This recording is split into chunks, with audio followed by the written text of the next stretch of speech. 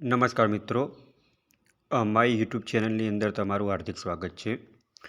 મિત્રો, અત્યારે આંગણવાડીની જાહેરાત પડેલી છે, જેની અંદર આ ભરતી પ્રક્રિયા માટે તમારે ફોર્મ કેવી રીતના ભરવું, આ ભરતીની અંદર કુલ થઈને કેટલી વેકન્સી છે, આ ભરતીની અંદર જિલ્લા વાઇઝ કુલ કેટલી જગ્યાઓ છે અને આ ભરતી ભરવા માટે તમારે મિનિમમ લાયકાત શું હોવી જોઈએ અને આ ભરતીનું ફોર્મ કેવી રીતના ભરવું એ તમે આ વિડીયોના માધ્યમ દ્વારા જોઈ શકશો. તો મિત્રો, સૌપ્રથમ તમે અમારી ચેનલ ઉપર નવા હો તો અમારી ચેનલને સબસ્ક્રાઈબ કરી લેજો અને બાજુમાં આપેલ બે આઇકોનને ક્લિક કરી લેજો, જેથી કરીને રોજ નવા વિડીયોની નોટિફિકેશન તમને મળતી રહે. તો મિત્રો, સૌપ્રથમ તમે ગૂગલમાં જઈને marugujarat.in કહીને વેબસાઇટ ઓપન કરશો તો એની અંદર તમને જોવા મળશે કે આંગણવાડી ભરતી ગુજરાત 2025 એટલે કે આંગણવાડીની અંદર જે જગ્યાઓ પડેલી છે એની અંદર કુલ થઈને એપ્રોક્સિમેટ જગ્યાઓ 9,895 જગ્યાઓ છે, જેની અંદર અલગ અલગ પોસ્ટ માટેની છે, જેવી કે આંગણવાડી વર્કર, મિની આંગણવાડી વર્કર અને આંગણવાડી તેડાગર. મિત્રો, આ ફોર્મ ભરવાના ચાલુ થઈ ગયા છે અને આ ફોર્મ ભરવા માટેની છેલ્લી તારીખ 30/8/2025 છે. હવે મિત્રો, વાત કરીએ તો પોસ્ટ વાઇઝ તમારે મિનિમમ લાયકાત કેટલી હોવી જોઈએ અને તમારે ઉંમર કેટલી હોવી જોઈએ. તો આંગણવાડી વર્કરની જે જગ્યા છે એની અંદર તમારે મિનિમમ લાયકાત 12 પાસ હોવી જોઈએ અને તમારે 18થી 33 વર્ષની જગ્યાઓ હોવી જોઈએ. એના પછી મિની આંગણવાડી વર્કર છે એની અંદર તમારે મિનિમમ લાયકાત 12 પાસ હોવી જોઈએ અને 18થી 33 વર્ષની ઉંમર હોવી જોઈએ. પછી વાત કરીએ મિત્રો આંગણવાડી તેડાગરની, જેની અંદર તમારી મિનિમમ લાયકાત 10 પાસ હોવી જોઈએ અને તમે 43 વર્ષ સુધી તમે ઉંમર માન્ય ગણેલી છે. હવે મિત્રો, આની અંદર તમારે સિલેક્શન બેઝ કેવી રીતના થશે? તો મિત્રો, આની અંદર સિલેક્શન બેઝ તમારે મેરિટ ઉપર સિલેક્શન થશે. જે મિત્રોનું મેરિટમાં નામ આવશે તેવા મિત્રોને જ આ આંગણવાડી ભરતીનો ઓર્ડર મળી શકશે. હવે મિત્રો, જિલ્લા વાઇઝ વાત કરીએ તો જિલ્લા વાઇઝ કુલ થઈને કેટલી જગ્યાઓ છે? તો જિલ્લા વાઇઝની વાત કરીએ તો મિત્રો, સુરત અર્બનની અંદર આંગણવાડી વર્કરની અંદર 52 જગ્યાઓ છે અને આંગણવાડી હેલ્પરની અંદર 92 જગ્યાઓ છે. અમદાવાદ અર્બનની વાત કરીએ તો આંગણવાડી વર્કરની અંદર 217 જગ્યાઓ છે અને આંગણવાડી હેલ્પરની અંદર 351 જગ્યાઓ છે. વડોદરા જિલ્લાની વાત કરીએ મિત્રો તો આંગણવાડી વર્કરની અંદર 97 જગ્યાઓ છે અને આંગણવાડી હેલ્પરની અંદર 144 જગ્યા છે. ગીર સોમનાથની વાત કરીએ તો આંગણવાડી વર્કરની અંદર 86 જગ્યા છે અને આંગણવાડી હેલ્પરની અંદર 91 જગ્યા છે. ડાંગ જિલ્લાની વાત કરીએ મિત્રો તો આંગણવાડી વર્કરની અંદર 32 જગ્યાઓ છે અને આંગણવાડી હેલ્પરની અંદર 27 જગ્યા છે. પોરબંદર જિલ્લાની વાત કરીએ તો મિત્રો આંગણવાડી વર્કરની અંદર 44 જગ્યા છે અને આંગણવાડી હેલ્પરની અંદર 65 જગ્યાઓ છે. તાપી જિલ્લાની વાત કરીએ તો આંગણવાડી વર્કરની અંદર 89 જગ્યાઓ છે અને આંગણવાડી હેલ્પરની અંદર પણ 89 જગ્યા છે. આણંદ જિલ્લાની વાત કરીએ તો એની અંદર 179 જગ્યા આંગણવાડી વર્કરની છે અને આંગણવાડી હેલ્પરની 196 જગ્યાઓ છે. જૂનાગઢ જિલ્લાની વાત કરીએ તો મિત્રો ત્યાં આંગણવાડી વર્કરની 90 જગ્યાઓ છે અને હેલ્પરની 124 જગ્યા છે. મહીસાગર જિલ્લાની અંદર 63 જગ્યા છે અને હેલ્પરની 81 જગ્યાઓ છે. ગાંધીનગર જિલ્લાની વાત કરીએ તો ત્યાં આંગણવાડી વર્કરની 11 જગ્યાઓ છે અને હેલ્પરની 22 જગ્યાઓ છે. વલસાડ જિલ્લાની અંદર 159 જગ્યા વર્કરની છે અને હેલ્પરની 158 જગ્યાઓ છે. નવસારી જિલ્લાની અંદર 125 જગ્યાઓ વર્કરની છે અને 117 જગ્યાએ હેલ્પરની છે. સુરત જિલ્લાની અંદર 134 જગ્યાઓ વર્કરની છે અને હેલ્પરની 127 જગ્યાઓ છે. મોરબીની અંદર 101 વર્કરની જગ્યાઓ છે અને હેલ્પરની 122 જગ્યાઓ છે. જૂનાગઢ અર્બન જિલ્લાની વાત કરીએ તો ત્યાં 29 જગ્યાઓ વર્કરની છે અને હેલ્પરની 26 જગ્યાઓ છે. ખેડા જિલ્લાની અંદર 136 જગ્યાઓ વર્કરની છે અને 160 જગ્યાએ હેલ્પરની છે. ગાંધીનગર જિલ્લાનીમાં વાત કરીએ તો મિત્રો ત્યાં 73 જગ્યાઓ વર્કરની છે અને હેલ્પરની 82 જગ્યાઓ છે.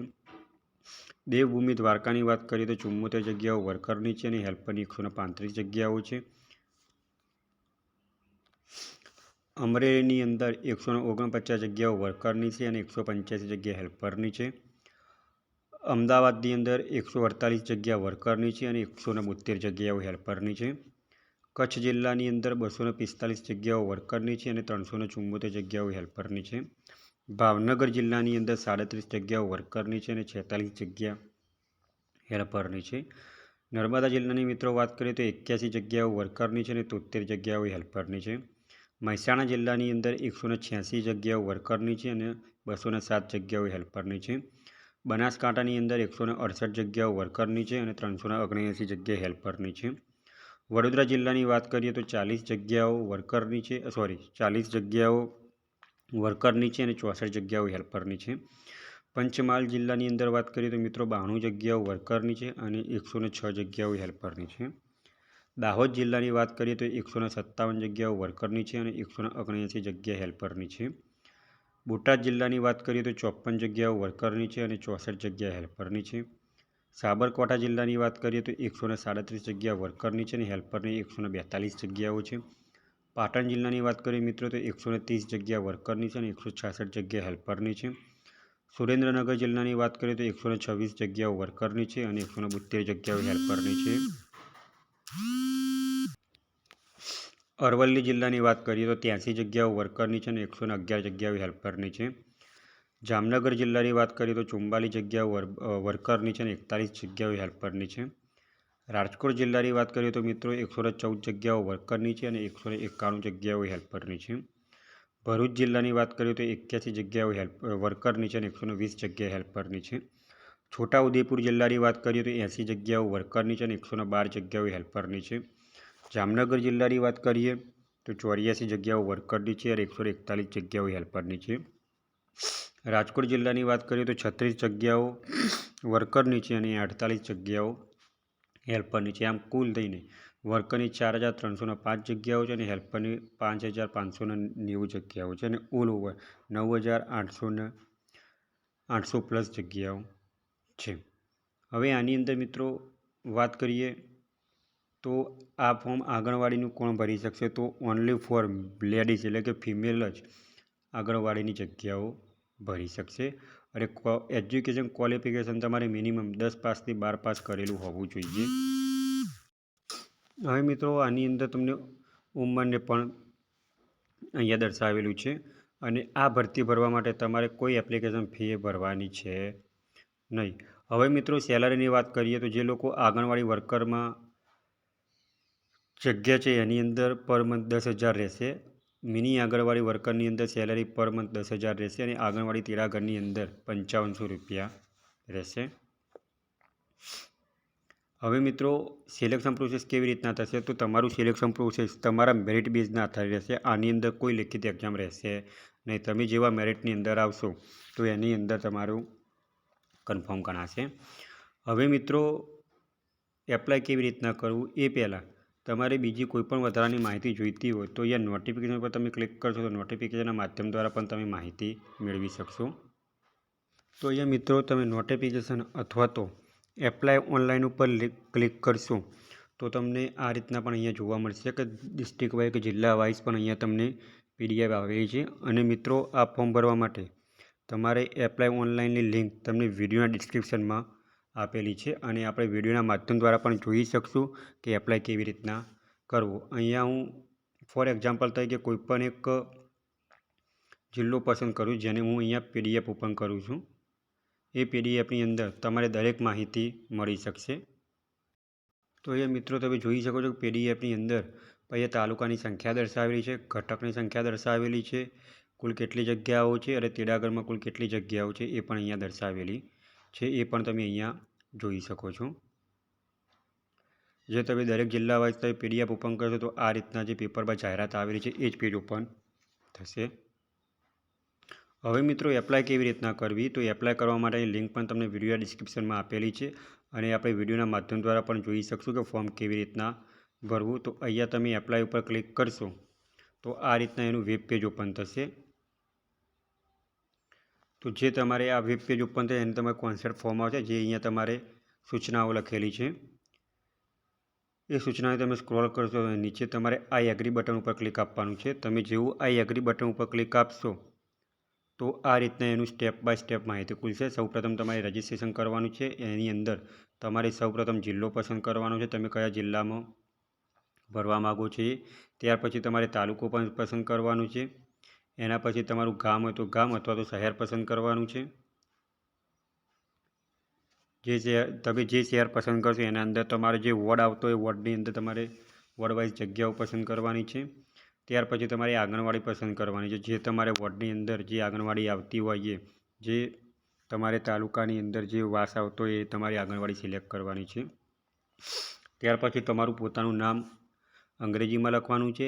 એના પછી નીચે તમારું નામ ઉમેદવારનું નામ ગુજરાતીમાં એટલે કે તમારું પોતાનું નામ ગુજરાતીમાં લખવાનું છે. ત્યાર પછી તમારે જાતિ સિલેક્ટ કરવાની છે. ત્યારબાદ તમારે જગ્યા પસંદ કરવાની છે અને જગ્યા પસંદ કર્યા પછી તમારે મોબાઈલ નંબર લખવાનો છે. મોબાઈલ નંબર લખીને તમારે કેપ્ચર લખીને તમારે સેન્ડ ઓટીપી આપવાનું છે. એટલે તમારા મોબાઈલની અંદર સેન્ડ ઓટીપી આવશે જે તમારો એપ્લિકેશન નંબર હશે.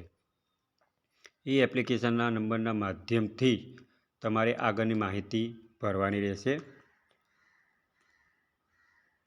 એ એપ્લિકેશનના માધ્યમથી જ તમારે આગળની માહિતી ભરવાની રહેશે અને ત્યારબાદ તમારે પોતાના ડોક્યુમેન્ટ અપલોડ કરવાના રહેશે. અને ડોક્યુમેન્ટ અપલોડ કર્યા બાદ તમારે ફોર્મની પ્રિન્ટ નીકાળવાની રહેશે. તો મિત્રો, જે મિત્રો આંગણવાડીની અંદર નોકરી કરવા માગે છે તેવા મિત્રોને આ વિડીયો આગળ શેર કરો. અને આંગણવાડી ભરતીની જાહેરાતની છેલ્લી તારીખ 30/8/2025 છે. તો મિત્રો, જેમ બને એમ આ વિડીયો આગળ શેર કરો અને રોજ ગવર્મેન્ટ જોબને લગતા વિડીયો અને ટેકનિકલના વિડીયો જોવા માટે અમારી ચેનલને સબસ્ક્રાઈબ કરતા રહો. જો મિત્રો તમને આ વિડીયો ગમ્યો હોય તો લાઇક કરજો, શેર કરજો અને સબસ્ક્રાઈબ કરજો. Thanks for watching the video.